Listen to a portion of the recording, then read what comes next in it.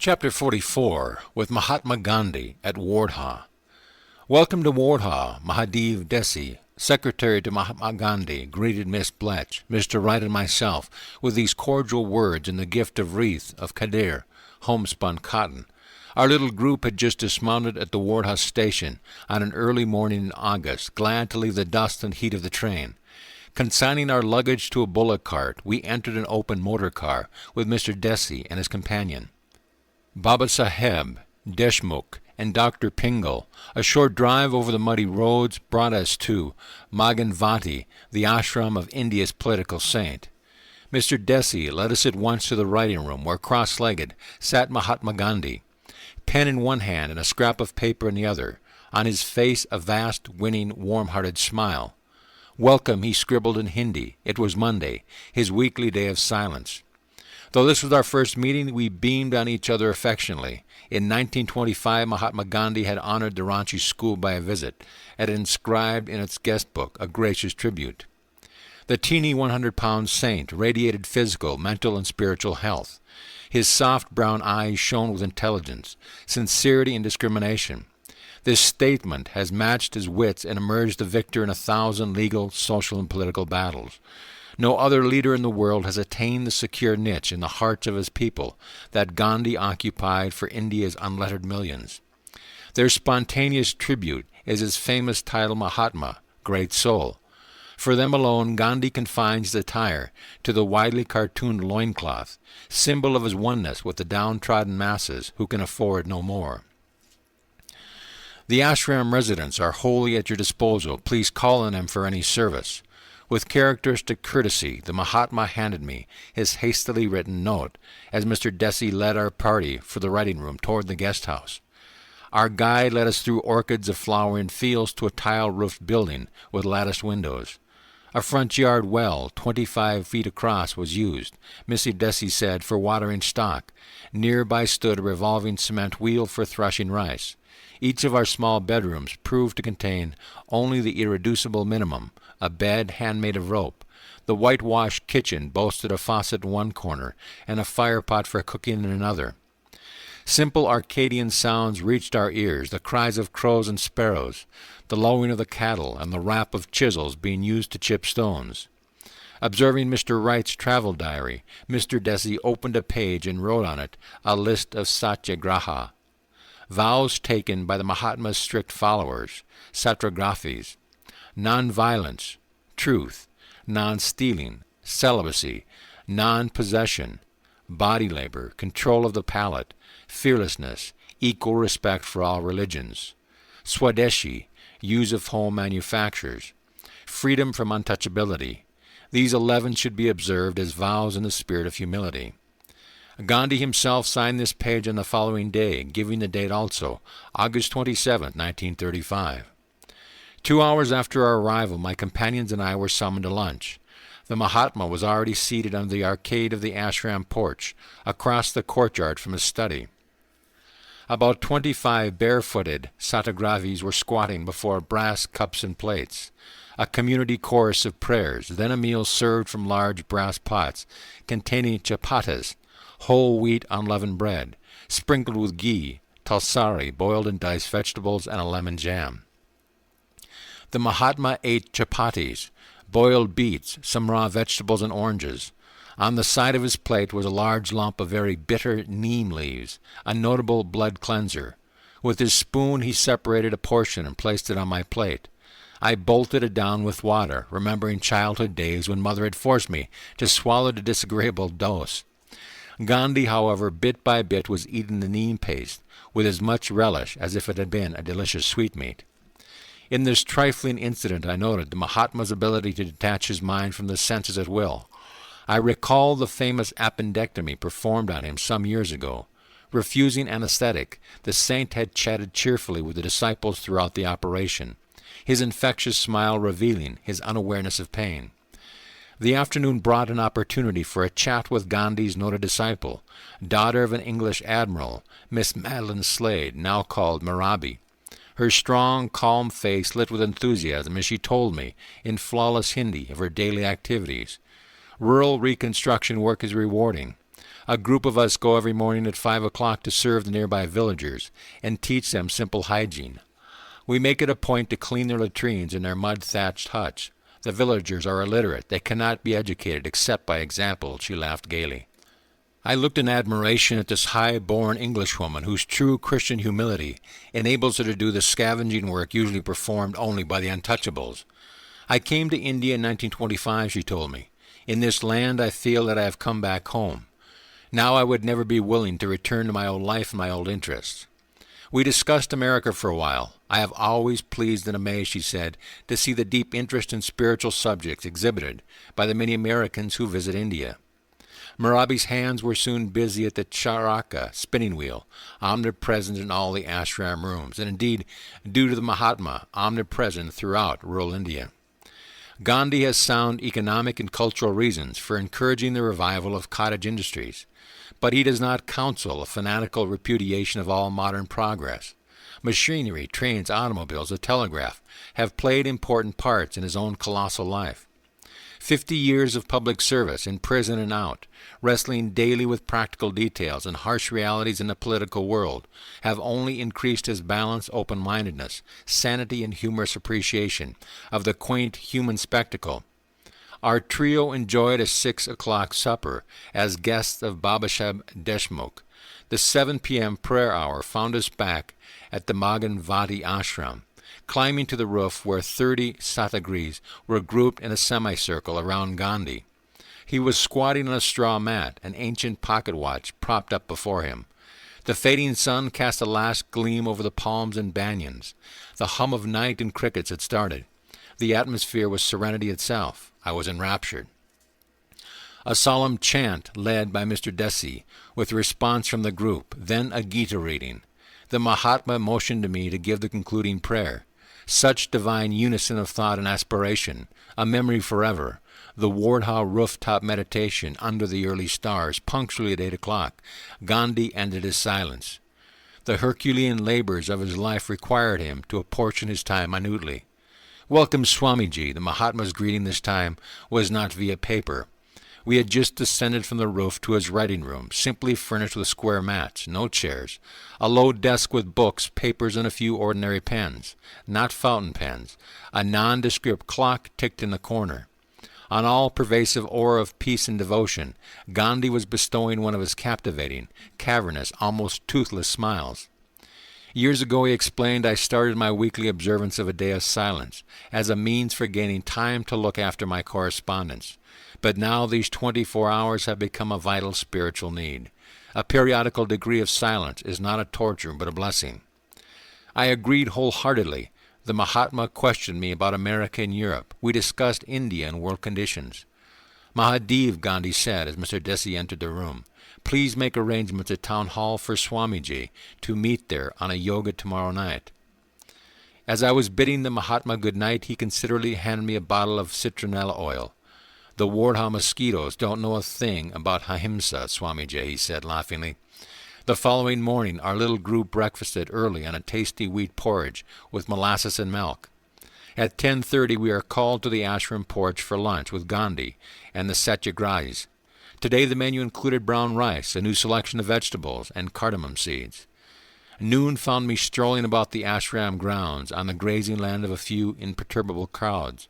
The protection of cows is a passion with Gandhi. The cow to me means the entire subhuman world, extending man's sympathies beyond his own species, the Mahatma has explained. Man through the cow is enjoined to realize his identity with all that lives. Why the ancient rishis selected the cow for apotheosis is obvious to me. The cow of India was the best comparison. She was the giver of plenty. Not only did she give milk, but she also made agriculture possible. The cow is a poem of pity. One reads pity in the gentle animal. She is the second mother to millions of mankind. Protection of the cow means protection of the whole dumb creation of God. The appeal of the lower order of creation is all the more forceful because it is speechless. 3 daily rituals are enjoyed on the Orthodox Hindu. One is Bhutu Yajna, an offering of food to the animal kingdom. This ceremony symbolizes man's realization of his obligation to less evolved forms of creation. instinctively tied to bodily identifications, which also corrode human life, but lacking in that quality of liberating reason which is peculiar to humanity. Bhuta Yajna thus reinforces man's readiness to succor the weak, as he in turn is conferred by countless solicitudes of higher unseen being. Man is also under bond for rejuvenating gifts of nature, prodigal in earth, sea, and sky. The evolutionary barrier of incommunicability among nature, animals, man, and astral angels is thus overcome by offices of silent love. The other two daily yajnas are Pitri and Nri. Pitri Yajna is an offering of oblations to ancestors as a symbol of man's acknowledgement of his debt to the past, essence of whose wisdom illumines humanity today. Nri Yajna is an offering of food to strangers, the poor, symbol of the present responsibilities of man, his duties to contemporaries. In the early afternoon I fulfilled a neighborly Niyanga by a visit to Gandhi's ashram for little girls. Mr. Wright accompanied me on the 10-minute drive. Tiny young flower-like faces atop the long-stemmed, colorful saris. At the end of a brief talk in Hindi, which I was giving outdoor, the skies unloosened a sudden downpour. Laughing, Mr. Wright and I climbed aboard the board and sped back to Maghavadi amidst sheets of driving silver, such tropical intensity and splash. Re-entering the guest house, I was struck anew by the stark simplicity and evidence of self-sacrifice which are everywhere present. The Gandhi vow of non-possession came early in his married life, renouncing an extensive legal practice which had been yielding him an annual income of more than $20,000. The Mahatma dispersed all his wealth to the poor. Sri Yukteswar used to poke gentle fun at the commonly inadequate conceptions of renunciation. A beggar cannot renounce wealth, Master would say. If a man laments, my business has failed, my wife has left me, I will renounce all and enter a monastery. To what worldly sacrifice is he referring? He did not renounce wealth and love, they renounced him. Saints like Gandhi, on the other hand, have made not only tangible material sacrifices, but also the more difficult renunciation of selfish motive and pride of goal, merging their inmost being into the stream of humanity as a whole. The Mahatma's remarkable wife, Katsurabi, did not object when he failed to set aside any part of his wealth for the use of herself and their children. Married in early youth, Gandhi and his wife took the vow of celibacy after the birth of several sons. A tranquil heroine in the intense drama that has been their life together. Katsurabi has followed her husband to prison, shared his 3-week fast, and fully borne her share of his endless responsibility. She has paid Gandhi the following tribute. I thank you for having had the privilege of being your lifelong companion and helpmate. I thank you for the most perfect marriage in the world, based on brahmacharya, self-control, and not on sex. I thank you for having considered me your equal in your life work in India. I thank you for not being one of those husbands who spend their time in gambling, racing, women, wine, and song, tiring of their wives and children, as a little boy quickly tires of his childhood toys. How thankful I am that you are not one of those husbands who devote their time to growing rich on the exploitation of the labors of others. How thankful I am that you put God and country before bribes, and that you had the courage of your convictions and a complete and implicit faith in God. How thankful I am for a husband that put God and his country before me. I am grateful to you for your tolerance of me and my shortcomings of youth, when I grumbled and rebelled against the change you made in our mode of living, from so much to so little. As a young child I lived in your parents' home. Your mother was a great and good woman. She trained me, taught me how to be a brave, courageous wife, and how to keep the love and respect of her son, my future husband. As the years passed and you became India's most beloved leader, I had none of the fears that beset the wife who may be cast aside when her husband has climbed the ladder of success, as so often happens in other countries. I knew that death would still find us husband and wife. For years, Katsurabi performed the duties of treasurer of the public funds which the idolized Mahatma is able to raise by the millions. There are many humorous stories in Indian homes to the effect that husbands are nervous about their wives wearing any jewelry to a Gandhi meeting. The Mahatma's magical tongue, pleading for the downtrodden, charms the gold bracelets and diamond necklaces right off the arms and necks of the wealthy into the collection basket. One day the public treasurer, Katsurabi could not account for a disbursement of 4 rupees. Gandhi duly published an auditing in which he inexorably pointed out his wife's 4-rupee discrepancy. I had often told this story before classes of my American students. One evening a woman in the hall had given an outraged gasp. "Mahatma or no Mahatma," she had cried, "if he were my husband, I would give him a black eye for such an unnecessary public insult." After some good-humored banter had passed between us on the subject of American wives and Hindu wives, I had gone on to a fuller explanation. Mrs. Gandhi considers the Mahatma not as her husband, but as her guru, one who has the right to discipline her for even insignificant errors. I had pointed out, some time after Katsurabi had been publicly rebuked, Gandhi was sentenced to prison on a political charge. As he was calmly bidding farewell to his wife, she fell at his feet. "Master," she said humbly, "if I have ever offended you, please forgive me." At 3 o'clock that afternoon in Wardha, I betook myself, by previous appointment, to the writing room of the saint who had been able to make an unflinching disciple out of his own wife, rare miracle. Gandhi looked up with his unforgettable smile. "Mahatmaji," I said as I squatted beside him on an uncushioned mat, "please tell me of your definition of ahimsa." "The avoidance of harm to any living creature in thought or deed." Beautiful idea, but the world will always ask, may one not kill a cobra to protect a child or oneself? I could not kill a cobra without violating 2 of my vows, fearlessness and non-killing. I would rather try inwardly to calm the snake by vibrations of love. I cannot possibly lower my standards to suit my circumstances. With this amazing candor, Gandhi added, "I must confess that I could not carry on this conversation were I faced by a cobra." I remarked on several very recent Western books on diet, which lay on his desk. "Yes, diet is important in Satyagraha movement as everyone else," he said, with a chuckle. "Because I advocate complete continence for Satyagis, I am always trying to find out the best diet for the celibate. One must conquer the palate before he can control the procreative instinct. Semi-starvation or unbalanced diets are not the answer. After overcoming the inward greed for food, a Satyagrahi must continue to follow a rational vegetarian diet with all necessary vitamins, minerals, calories, and so forth. By inward and outward wisdom in regard to eating, the Satyagraha's sexual fluid is easily turned into vital energy for the whole body. The Mahatma and I compared our knowledge of good meat substitutes. The avocado is excellent," I said. "There are numerous avocado groves near my center in California." Gandhi's face lit with interest. "I wonder if they would grow in Wardha. The Satyagras would appreciate a new food." "I will be sure to send some avocado plants from Los Angeles to Wardha," and added, "Eggs are a high-protein food. Are they forbidden to Satyagrahas?" "Not unfertilized eggs," the Mahatma laughed reminiscently. "For years I would not countenance their use. Even now I personally do not eat them.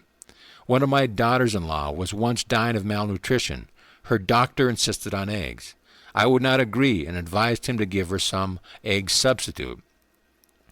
"Gandhiji," the doctor said, "unfertilized eggs contain no live sperm. No killing is involved." I then gladly gave permission for my daughter-in-law to eat eggs. She soon restored to health. On the previous night, Gandhi had expressed a wish to receive the Kriya Yoga of Larry Masha. I was touched by the Mahatma's open-mindedness and spirit of inquiry. He is childlike in his divine request, revealing the pure receptivity which Jesus praised in children. Of such is the kingdom of heaven. The hour for my promised instruction had arrived. Several Satyagis now entered the room. Mr. Desi, Dr. Pingal, and others who desired the Kriya technique. I first taught the little class the physical Yogata exercises. The body is visualized as divided into 20 parts. The wheel directs energy in turn to each section. Soon everyone was vibrating before me like a human motor. It was easy to observe the rippling effect on Gandhi's 20 body parts, at all times completely exposed to view. Though very thin, he is not unpleasingly so. The skin of his body is smooth and unwrinkled. Later I initiated the group into the liberating technique of Kriya Yoga. The Mahatma had reverently studied all world religions, the Jain scriptures, the biblical New Testament, and the sociological writings of Tolstoy are the 3 main sources of Gandhi's nonviolent convictions. He has stated his credo thus: I believe the Bible, the Koran, and the Zen Avesta to be as divinely inspired as the Vedas. I believe in the institution of gurus, but in this age millions must go without a guru, because it is a rare thing to find a combination of perfect purity and perfect learning. But one not need despair or ever knowing the truth of one's religion, because the fundamentals of Hinduism, as of every great religion, are unchangeable and easily understood. I believe, like every Hindu, in God and His oneness, in rebirth and salvation. I can no more describe my feelings for Hinduism than for my own wife. She moves me as no other woman in the world can. Not that she has no faults, I dare say she has many more than I see myself, but the feelings of an indissoluble bond is there. Even so I feel for and about Hinduism, with all its faults and limitations. Nothing delights me so much as the music of the Gita, or the Ramayana, by Thucydides. When I fancied I was taking my last breath, the Gita was my solace. Hinduism is not an exclusive religion. In it there is room for worship of all the prophets of the world. It is not a missionary religion in the ordinary sense of the term. It has no doubt absorbed many tribes in its fold. But this absorption has been an evolutionary, imperceptible character. Hinduism tells each man to worship God according to his own faith or dharma, and so lives at peace with all religions. Of Christ, Gandhi had written, "I am sure that if you were living here now among men, He would bless the lives of many who perhaps have never heard His name. Just as it is written, Not every one that saith unto me, Lord, Lord, but he that doeth the will of my Father."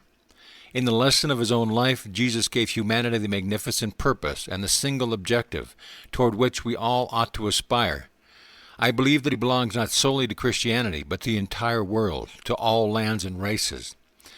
On my last evening in Warha, I addressed the meeting which one called Mr. Desi in Town Hall. The room was thronged to the window-sills with about 400 people assembled to hear the talk on yoga.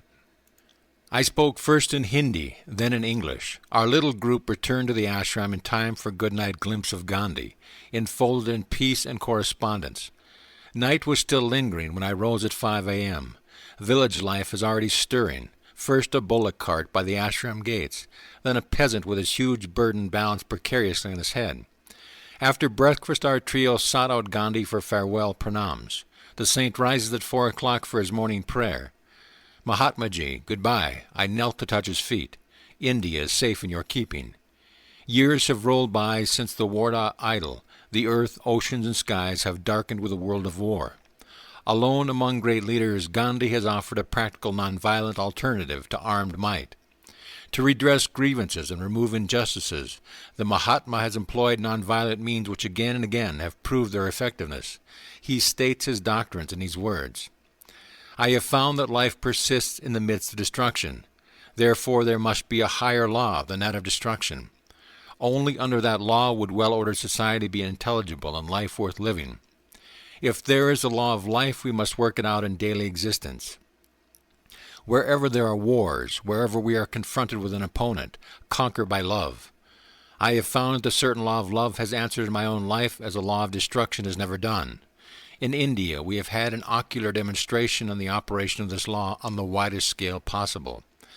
I don't claim that nonviolence has penetrated the 360 million people in India, but I do claim it has penetrated deeper than any other doctrine in an incredibly short time. It takes a fairly strenuous course of training to attain a mental state of nonviolence. It is a disciplined life, like the life of a soldier. The perfect state is reached only when the mind, body, and speech are in proper coordination. Every problem would lend itself to solution if we determined to make the law of truth and nonviolence the law of life. Just as a scientist will work wonders out of various applications of the laws of nature, a man who applies the laws of love with scientific precision can work greater wonders. Nonviolence is infinitely more wonderful and subtle than forces of nature, like, for instance, electricity. The law of love is a far greater science than any modern science. Consulting history, one may reasonably state that the problems of mankind have not been solved by the use of brute force. World War I produced a world-chilling snowball of war karma that swelled into World War II. Only the warmth of brotherhood can melt the present colossal snowball of war karma, which may otherwise grow into World War III. This unholy trinity will banish forever the possibility of World War IV by a finality of atomic bombs. Use of jungle logic instead of human reason is settling disputes, will restore the earth to a jungle. If brothers not in life, then brothers in violent death. War and crime never pays. The billions of dollars that went into the smoke of explosive nothingness would have been sufficient to have been made a new world, one almost free from disease and completely free of poverty. Not an earth of fear, chaos, famine, pestilence, the dense macabre, but one broad land of peace, of prosperity, and of widening knowledge. The nonviolent voice of Gandhi appeals to man's highest conscience. Let nations ally themselves no longer with death, but with life. Not with destruction, but with construction. Not with the annihilator, but with the Creator. One should forgive under an injury, says the Mahabharata. It hath been said that the continuation of species is due to man's being forgiving. Forgiveness is holiness. By forgiveness the universe is held together. Forgiveness is the might of the mighty. Forgiveness is sacrifice. Forgiveness is quiet of mind. Forgiveness and gentleness are the qualities of the self-possessed. They represent eternal virtue. Nonviolence is a natural outgrowth of the law of forgiveness and love. If loss of life becomes necessary in a righteous battle, Gandhi proclaims, one should be prepared, like Jesus, to shed his own, not others' blood. Eventually there will be less blood spilt in the world. Epics shall someday be written on the India, Satyagrahs who withstood hate with love, violence with nonviolence, who allowed themselves to be mercilessly slaughtered rather than retaliate.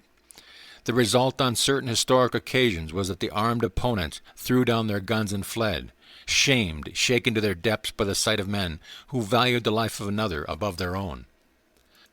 I would wait, if need be for ages, Gandhi says, rather than seek the freedom of my country through bloody means. Never does the Mahatma forget the majestic warning, all that take the sword shall perish with the sword. Gandhi has written, I call myself a nationalist, but my nationalism is as broad as the universe. It includes in its sweep all the nations of the earth. My nationalism includes the well-being of the whole world. I do not want my India to rise on the ashes of other nations. I do not want India to exploit a single human being. I want India to be strong in order that she can infect the other nations also with her strength. Not so with a single nation in Europe today. They do not give strength to the others. President Wilson mentioned his beautiful 14 points, but said, after all, if this endeavor of ours to arrive at peace fails, we have our armaments to fall back upon. I want to reverse that position and say, our armaments have already failed. So let us now be in search of something new. Let us try the force of love and God, which is truth. When we have got that, we shall want nothing else. By the Mahatma's training of thousands of true Satyagis, those who have taken the 11 rigorous vows mentioned in the first part of his chapter, who in turn spread the message, by patiently educating the Indian masses to understand the spiritual and eventually material benefits of nonviolence, by arming his people with nonviolent weapons, non-cooperation with injustice, the willingness to endure indignities, prison, death itself, rather than resort to arms, by enlisting world sympathy through countless examples of heroic martyrdom among Satyagras. Gandhi has dramatically portrayed the practical nature of nonviolence, its solemn power to settle disputes without war. Gandhi has already won through nonviolent means a greater number of political concessions for his land than ever had been won by any leader of our country except through bullets. Nonviolent methods for eradication of all wrongs and evils have been strikingly applied not only in political arena, but in the delicate and complicated field of Indian social reform. Gandhi and his followers have removed many long-standing feuds between Hindus and Mohammedans. Hundreds of thousands of Muslims look to the Mahatma as their leader. The untouchables have found in him their fearless and triumphant champion. If there be a rebirth in store for me, Gandhi said, I wish to be born a pariah in the midst of pariahs, because thereby I would be able to render them more effective service. The Mahatma is indeed a great soul, but it was illiterate millions who had the discernment to bestow the title. This gentle prophet is honored in his own land. The lowly peasant has been able to rise to Gandhi's high challenge. The Mahatma wholeheartedly believes in the inherent nobility of man. The inevitable failures have never disillusioned him. Even if the opponent plays him false 20 times, he writes, The Satyagraph is ready to trust him the 21st time. For an implicit truth in human nature is the very essence of the creed. Mahatma Ji, you are an exceptional man. You must not expect the world to act as you do. A critic once made this observation. It is curious how we delude ourselves, fancying that the body can be improved, but it is impossible to evoke the hidden powers of the soul, Gandhi replied. I am engaged in trying to show that if I have any of those powers, I am as frail as mortal as any of us, and that I never had anything extraordinary above me, nor have I now. I am a simple individual liable to err like any other fellow mortal. I own, however, that I have enough humility to confess my errors and to retrace my steps. I own that I have an immovable faith in God and His goodness, and an unassumable passion for truth and love. But it is not that what every person has latent in him. If we are to make progress, we must not repeat history, but make new history. We must add to the inheritance left by our ancestors. If we may make new discoveries and inventions in the phenomenal world, must we declare our bankruptcy in the spiritual domain? Is it impossible to multiply the exceptions so as to make them the rule? Must man always be brute first and man after, if at all? Americans may well remember with pride the successful nonviolent experiment of William Penn in founding his 17th century colony in Pennsylvania. There were no forts, no soldiers, no militia, even no arms. Amidst the savage frontier wars and the butcheries that went on between the two settlers and the Red Indians, the Quakers of Pennsylvania alone remained unmolested. Others were slain, others were massacred, but they were safe. Not a Quaker woman suffered assault. Not a Quaker child was slain. Not a Quaker man was tortured. When the Quakers were finally forced to give up the government on the state, war broke out, and some Pennsylvanians were killed. But only 3 Quakers were killed, 3 who had so far fallen from their faith as to carry weapons of defense. Resort to force in the Great War failed to bring tranquility, Franklin Roosevelt has pointed out. Victory and defeat are alike sterile. That lesson the world should have learned. The more weapons of violence, the more misery to mankind, Lao Tzu's taught. The triumph of violence ends in a festival of mourning. I am fighting for nothing less than world peace, Gandhi has declared. If the Indian movement is carried to success on the non-violent Satyagraha basis, it will give a new meaning to the patriotism, and if I may say so in all humility, to life itself. Before the West dismisses Gandhi's program as one of impractical dreamer, let it first reflect on a definition of Satyagraha by the Master of Galilee. You have heard that it hath been said, an eye for an eye and a tooth for a tooth.